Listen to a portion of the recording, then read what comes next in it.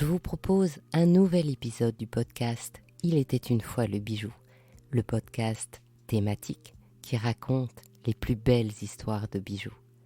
Vous vous souvenez, ce format vous propose de faire le tour d'un sujet autour du bijou et comme je l'avais lancé le 14 février, le thème était l'amour. L'historienne Christine Masseron nous avait parlé de l'histoire des bijoux d'amour et puis Mark Lower qui exprime son amour du savoir-faire joaillier en créant les ateliers du créateur, un espace de coworking pour que les jeunes joailliers puissent louer un établi et travailler, nous avait fait découvrir les bruits de l'atelier de joaillerie. Je vous avais aussi présenté Claire Filet, la co-créatrice de la marque Firo, qui réalise des bagues de fiançailles et des alliances, et qui par amour des bijoux a également créé le premier podcast sur les bijoux qui s'appelle Rubis sur canapé. Il y a 2 semaines, je vous avais fait entendre Antoine Chapoutot, le joaillier qui pense que les bijoux et l'amour sont immarcessibles, c'est-à-dire qu'ils ne se flétrissent pas. Quelle belle déclaration d'amour! Aujourd'hui, pour ce dernier épisode de la thématique sur l'amour, je vous propose d'entendre Édéenne, la conteuse joaillère qui fait des pièces uniques, inspirées des contes de fées et des légendes du monde entier et qui est tombée en amour avec le bijou au fond de l'océan. Je suis Anne Desmarais de Jotan, amoureuse des mots et passionnée du bijou. Êtes-vous prêt à écouter cette belle histoire de bijoux ? Commençons. Il était une fois le bijou. Aujourd'hui, je suis avec Édéenne. Et pour ne rien vous cacher, je suis tombée en amour avec Édéenne. Édéenne est une joaillère très particulière qui a été révélée dans la joaillerie d'une manière tout aussi spéciale et particulière et qui fait des bijoux totalement incroyables. Bonjour Édéenne. Bonjour Anne. Alors, pourquoi je suis tombée en amour avec vous ? Eh bien, tout simplement parce que votre histoire est incroyable. Je crois que vous avez eu la révélation de la joaillerie en faisant de la plongée ? Oui, exactement. Certaines personnes pensent que c'est un mythe, alors que ce ne l'est pas du tout. C'est vraiment l'épiphanie que j'ai vécue il y a maintenant 16 ans et demi, à l'occasion d'une plongée au lac Majeur. Un de mes copains de l'époque m'a demandé si j'avais envie de m'initier à la plongée, parce que je ne l'ai jamais fait auparavant. Et je dis oui, pourquoi pas. Donc on est parti là-bas. Et en fait, on ne plonge pas dans le lac parce qu'il est beaucoup trop noir. On plonge dans les rivières qui alimentent le lac. Et en fait, on met la voiture à 5 km du lac, on met une combinaison sur notre dos, les bonbonnes, et on descend des falaises de plus de 50 mètres avec les bonbonnes sur le dos pour atteindre la rivière au fond. Et rendu au fond, on plonge dans environ 15 à 20 mètres d'eau. Et c'est absolument sublime parce qu'on voit l'ouvrage de l'eau qui, à travers les siècles, a créé ce canyon. Mais c'est avéré qu'au bout de 20 minutes de plongée environ, des plongeurs sont passés à côté de moi, ils ont soulevé des alluvions, je voyais absolument plus rien, je savais plus ce qu'était la droite, la gauche, le haut, le bas. En quelques secondes, en fait, sans m'en rendre compte, je me suis ramassée à la surface de l'eau. Donc ma tête est sortie de l'eau. Je comprenais pas pourquoi j'étais sortie d'un seul coup de l'eau. J'étais prise dans le courant, entre les falaises, et mon moniteur finit par me retrouver. Il me dit « faut absolument que tu replonges ». Et comme je suis scientifique à la base, c'est ma première formation universitaire, j'ai compris rapidement que pour retrouver mon intégrité, il fallait que je retourne au fond de l'eau. Donc, contre ma frayeur, je suis retournée au fond de l'eau. Et rendue au fond, j'étais tellement surprise d'aller mieux que je me suis retournée, ce qui est très rare quand on a un baptême de plongée. Et au moment même où je me suis retournée, il y avait le soleil derrière un arbre en haut de la falaise qui a fait un phénomène de réfraction autour de moi. J'étais entourée d'un arc-en-ciel qui a transformé tous les cailloux en dessous de moi en faux saphir, rubis, émeraude. Et j'ai fait, c'est un signe, je vais devenir joaillière. Donc j'ai pris le caillou le plus doré qui soit, je l'ai mis dans ma combinaison. Et 2 semaines après, j'étais assise sur les bancs d'école de gémologie à Paris et j'ai fait 4 ans d'études en 5 mois parce que je suis pressée. Donc c'est la première garantie pour exercer ce métier que je suis allée chercher, c'est d'être expert en gémologie. Alors j'ai été fascinée aussi par la première collection, celle des contes de fées. Je me souviens aussi de la bague qui est en hommage à Bruce Willis. En fait, oui, c'est que tout m'inspire. 30% de mon travail consiste à faire des pièces issues de notre mémoire collective. Parce que j'ai réalisé qu'au lieu de chercher la bague que tout le monde va aimer, il faut des millions pour vous convaincre qu'il faut acheter une BMW plutôt qu'une Mercedes. J'étais trop vieille pour faire ça et d'autre part, j'avais pas les moyens financiers pour payer des campagnes aussi puissantes. Donc, j'ai décidé qu'à la place, d'une part, j'allais faire des pièces uniques issues de notre mémoire collective et de l'autre, de faire des pièces sur commande. Donc, quand je fais des pièces issues de notre monde, j'ai réalisé qu'en fait, plus tu es intime, plus tu es universel. Et c'est pour ça que je me suis dit, je vais parler de la vie, je vais parler de ce que je vois. Donc, je me suis inspirée des contes, de mes voyages, aussi des films. Et l'hommage à Bruce Willis, en fait, c'est un hommage au film Le Cinquième élément de Luc Besson.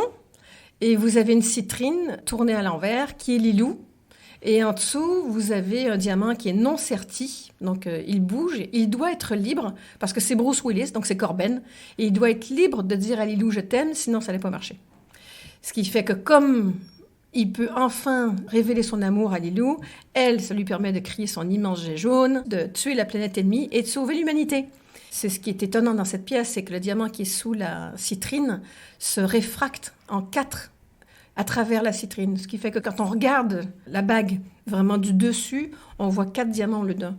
Donc pour moi, c'est un hommage à quand un homme et une femme font des choses ensemble, alors qu'ils sont très, très, très différents, mais ils peuvent faire des choses absolument extraordinaires. Donc c'est un hommage à ça, à l'exceptionnel qu'on peut faire quand on a un compagnon d'aventure qui nous accompagne.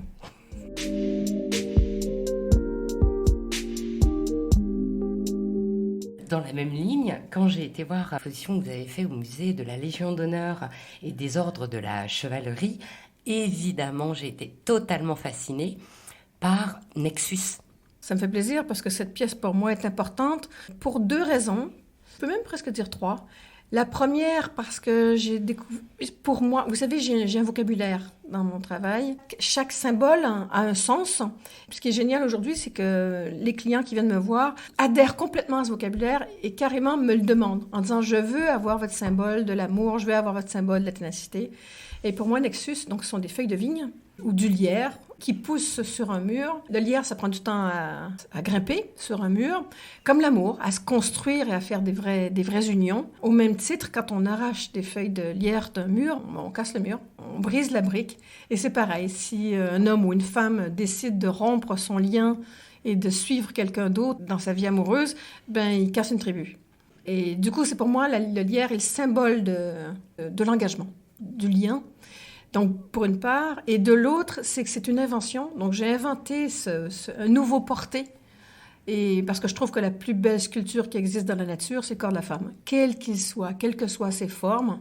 Et du coup, je laisse enfin les hommes regarder dans le giron de la femme, parce que c'est absolument sublime de regarder la naissance des seins.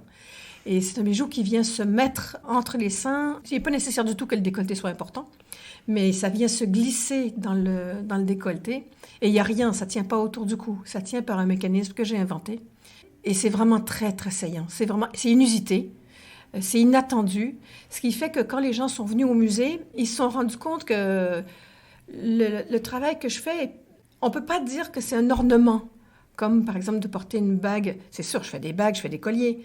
Mais la caractéristique des différentes pièces qui sont présentées, c'est souvent des jetés sur le corps d'une femme.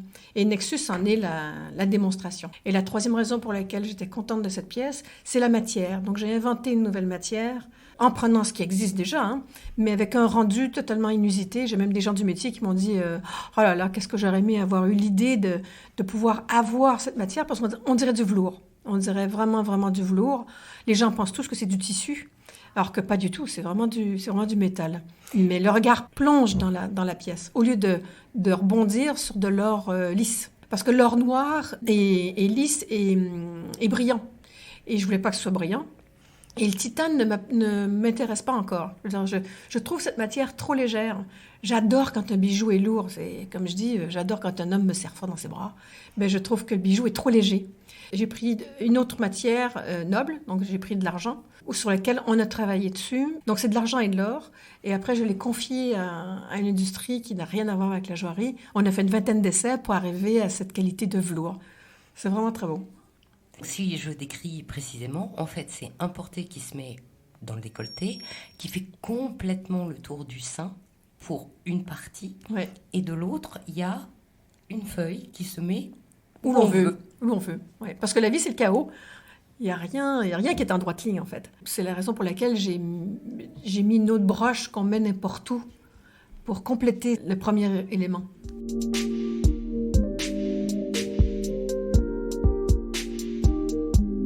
Dans les pièces qui étaient exposées et qu'on avait le droit de prendre en photo, parce que Nexus, on n'a pas eu le droit de prendre en photo, ce qui m'avait beaucoup touchée, évidemment, c'était la façon dont vous aviez mis en scène le conte du bouvier et de la tisserande. Pour mémoire, le conte, c'est qu'il y a un jeune bouvier qui écoute le conseil d'un buffle qu'il soigne et qui réussit, grâce à ça, à épouser la 7e fée, qui est donc la tisserande des nuages colorés du couchant.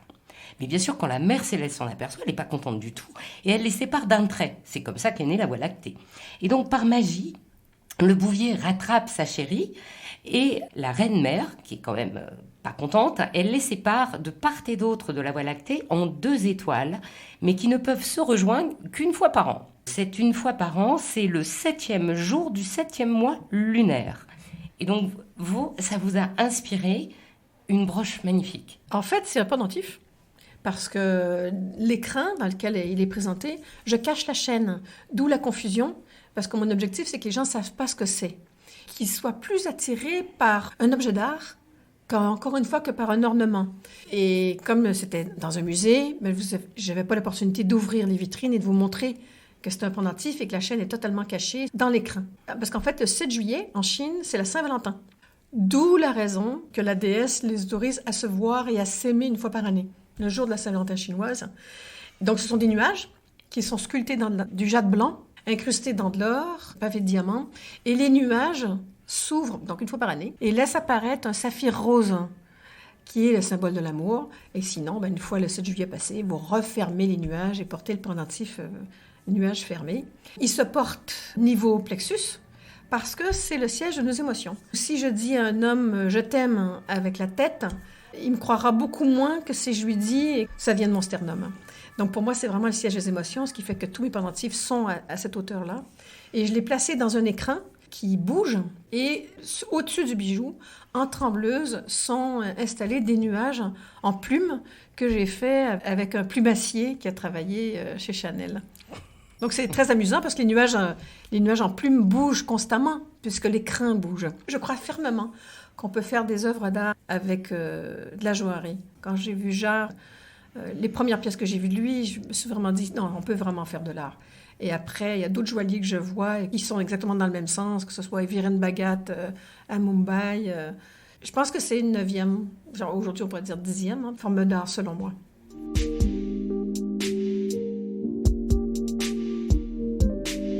Et en point d'orgue dans cette exposition, il y avait évidemment le grand collier pendentif de la glycine, parce que la glycine, ça veut dire « je réclame ton amour ».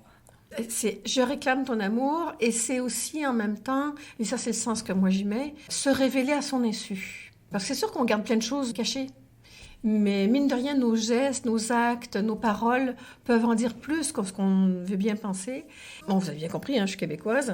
Bon, je suis installée en France depuis maintenant très longtemps. Quand je suis arrivée en France, une des choses qui m'a frappée, c'est de voir à quel point les Français habitent derrière des murs. Or qu'en Amérique du Nord, il n'y a pas de mur. Je veux dire, vous vous promenez dans la rue, il n'y a aucune clôture, vous voyez très bien la mère préparée à dîner, vous voyez les gens dans le salon, rassemblés ou seuls. On peut voir à travers les maisons. Alors qu'en France, non, c'est très difficile. Et c'est drôle, parce que quand quelqu'un sort de son domicile, les grilles ouvertes, les gens freinent toujours. Ils freinent toujours pour jeter un œil, pour regarder à l'intérieur, voir si je peux voir un peu à quoi ressemble cette maison. Mais il y a quelque chose qui est vraiment à leur insu, qui peut témoigner de leur poésie, c'est quand il y a des glycines qui débordent de leur clôture.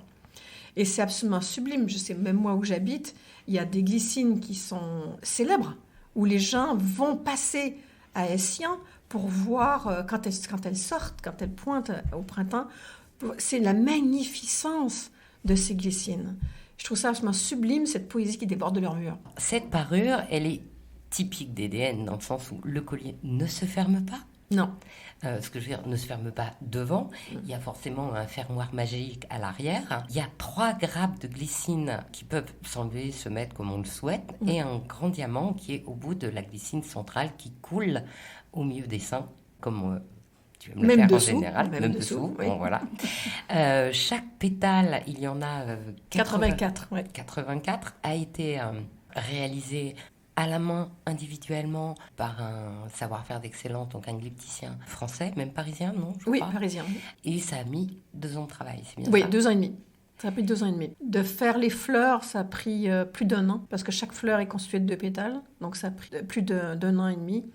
Pour faire tout le système d'articulation de la glycine, ça a pris aussi 1 an, parce qu'elle est entièrement articulée. Elle bouge comme dans la vraie vie, comme dans la nature, dans tous les sens. Donc elle est entièrement mécanique, sans compter les systèmes pour enlever et mettre les grappes, pour pouvoir avoir plusieurs versions pour porter cette pièce sur le corps.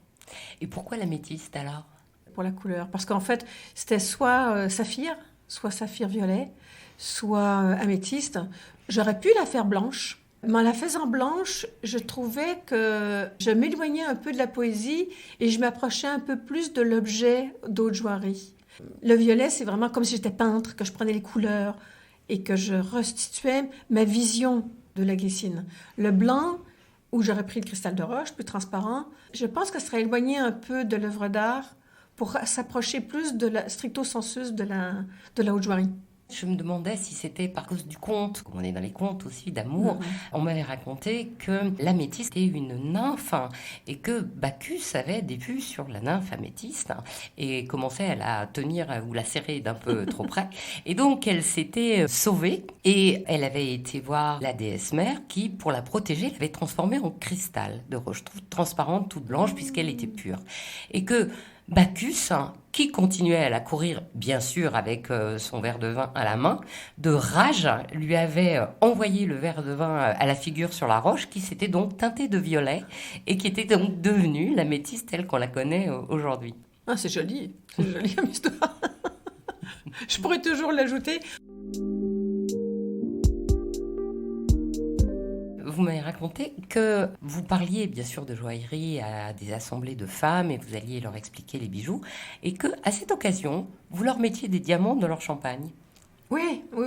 Ça dépend des événements en fait. À mon avis, je l'ai fait plus de 400 fois depuis 16 ans. Parce que ça fait maintenant 16 ans et demi que j'ai fondé la maison, EDN.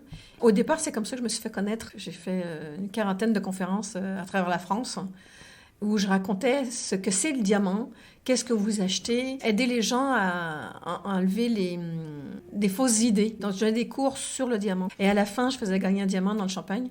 Donc, ils partaient tous avec un verre de champagne, avec une pierre à l'intérieur. Dans une d'entre elles, il y avait une vraie pierre. Je leur donne un indice pour pouvoir distinguer le vrai du faux. Donc, c'est très, très, très amusant. À la fin, je leur donne un coup de main quand même. Par ailleurs, vous êtes engagé aussi beaucoup dans la cause des femmes. Oui, beaucoup. C'est pas juste un effet de mode, parce que maintenant, c'est vrai que la femme est de plus en plus présente, je trouve, au niveau entrepreneuriat. Mais je pense qu'il faut qu'on l'aide. Aujourd'hui, dans les maisons d'Aude-Joiry, c'est tenu beaucoup par des hommes. Il y a beaucoup de jeunes femmes maintenant qui créent des lignes de bijoux.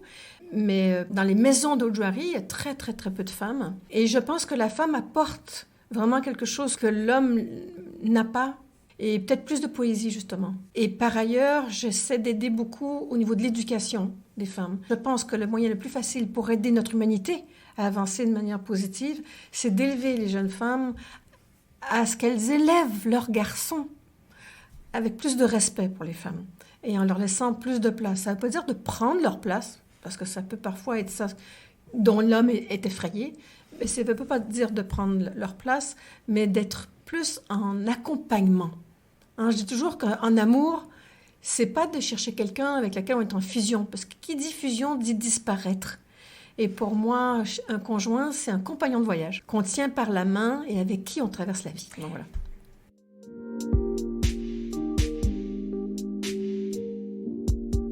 Avez-vous un bijou fétiche? C'est dur, hein. Ça, c'est une question... parce que il peut avoir il peut y avoir une pierre fétiche, il peut y avoir un lieu sur le corps fétiche. Je dirais que ça serait quand même... Ça peut sembler étrange, mais le papillon. C'est encore une fois très personnel, parce que c'est vraiment une ligne rouge dans ma vie. J'ai été prise une fois dans ma vie dans un vol de papillons migratoires de Californie, du nord du Mexique jusqu'au Québec, et de monarques. Et c'est extrêmement impressionnant. Et en fait, les monarques vont en 9 mois, en 3 générations, qu'il pleuve, qu'il vente, qu'il neige, ils vont jusqu'au Québec. Et puis après ça, ils retournent. Aujourd'hui, quand on me demande est-ce que tu te rends compte de ce que tu as fait, je fais non. Je me rends pas compte. Quand j'ai des hommages qui sont rendus, je suis extrêmement surprise parce que je ne pense qu'à ce que je n'ai pas fait. Et je me suis rendu compte en fait que le papillon était le symbole pour moi de la ténacité, mais dans la grâce. C'est sûr que des fois, on peut être pris de doute. C'est pas facile d'avoir ça à son entreprise. C'est pas facile en France. C'est un pays qui est dur avec l'entrepreneuriat, qui est dur avec les patrons. Or que moi, je pense que d'ici 50 ans, tout le monde sera son propre patron. Et en fait, il faut le faire dans la joie, parce que c'est extrêmement épanouissant. J'ai réalisé que plus tu es épanoui, plus tu es lumineux, plus les gens sont lumineux aussi. Pas seulement qu'ils sont plus lumineux, mais les gens s'entraident beaucoup plus. Beaucoup, beaucoup plus. Donc voilà, c'est pour ça que je dis que le papillon, pour moi, c'est un long chemin là, pour arriver à cette conclusion-là. Pour moi, le papillon, c'est vraiment le symbole de la ténacité dans la grâce. Et c'est pour ça que du coup, on en retrouve parsemé dans beaucoup des parures que vous faites. Oui, oui, oui. Même caché. Il y en a même caché. Mais ma première bague est avec 2 papillons, que je porte depuis 16 ans, est avec deux papillons et un saphir rose. Donc, le saphir est une pierre qui, en principe, selon la Bible de lithographie, vous permet de réaliser vos rêves secrets. Eh bien, merci Éden. Merci Anne, merci beaucoup. À bientôt. À bientôt, au revoir.